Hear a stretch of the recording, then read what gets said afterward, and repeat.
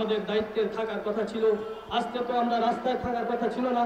আজকে এমন একটি পর্যায়ে এসে দাঁড়িয়েছে যে সাংবাদিক হত্যা নির্যাতনটি একটি ব্যতিক্রম একটি অবস্থানে দাঁড়িয়েছে।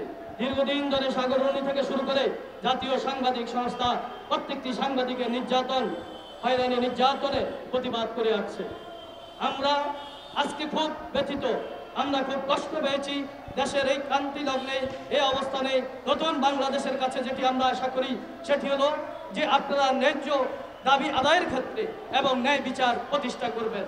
তাই আজকের এই মানববন্ধন থেকে আমরা বলতে চাই যে ভবিষ্যতে জাতীয় সাংবাদিক সংস্থার সদস্য নয় যে কোনো সাংবাদিকের উপরে নির্যাতনের বিষয়টি আপনারা অন্যভাবে দেখার চেষ্টা করবেন। প্রত্যেকটি রাজনৈতিক দলের মামলা হামলাগুলো অতি শীঘ্রই শেষ হয়ে যায়, কিন্তু দুঃখের বিষয় সাংবাদিকদের মামলাগুলো দীর্ঘ বছর ধরে অপেক্ষা করতে হয়।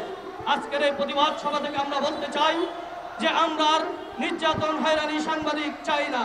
আমরা চাই সুষ্ঠুভাবে রাষ্ট্রের চতুর্থ স্তম্ভের একজন গণমাধ্যম লোক হিসাবে আমরা যেন সমাজে সুন্দরভাবে এই দেশের জাতির জন্য সাংবাদিক হিসাবে কাজ করতে চাই। আমরা সেই জায়গাটুকু আপনাদের কাছে আশা করছি। জাতীয় সাংবাদিক সংস্থা, সব সাংবাদিকের আস্থা জাতীয় সাংবাদিক সংস্থা। জাতীয় সাংবাদিক সংস্থা সাংবাদিকদের অধিকার আদায়ে কাজ করে। এই সাংবাদিকদের আমাদের জাতীয় সাংবাদিক সংস্থার বর্তমান সভাপতি মোহাম্মদ মমিনুর রশিদ শাহিন এবং বিপ্লবী মহাসচিব মোহাম্মদ কামরুল ইসলাম স্যারের নেতৃত্বে আমরা জাতীয় সাংবাদিক সংস্থা সারা দেশে সকল নির্যাতনের ভিতর দিয়ে যাব। ইনশাল্লাহ আমরা সবাই আছি, আমরা সব সাংবাদিকেরা আছি। স্যার আপনারা আমাদের সাথে থাকবেন, আপনাদের সাথে আমরা আছি এবং আমাদের শেষ রক্তবিন্দু দিয়ে হলেও আপনাদের সাথে আছি। সাংবাদিকদের যত রকম নির্যাতন নিপীড়ন আছে সব নির্যাতন নিপীড়নের বিরুদ্ধে আমরা ঐক্যবদ্ধভাবে সব সাংবাদিকেরা থাকবো, ইনশাল্লাহ থাকবো। এক সাংবাদিকের জন্য যিনি ঈদের দিন আনন্দের দিন নির্যাতিত হয়েছেন, আমাদের সদস্য জীবন ঈদের দিন আনন্দের দিন নির্যাতিত হয়েছেন,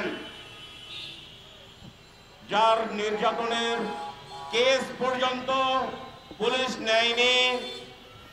6 দিন পরে যখন আমরা পুলিশের কাছে গেলাম, পুলিশ সুপারের কাছে গেলাম, তখন বলে মামলা নিব।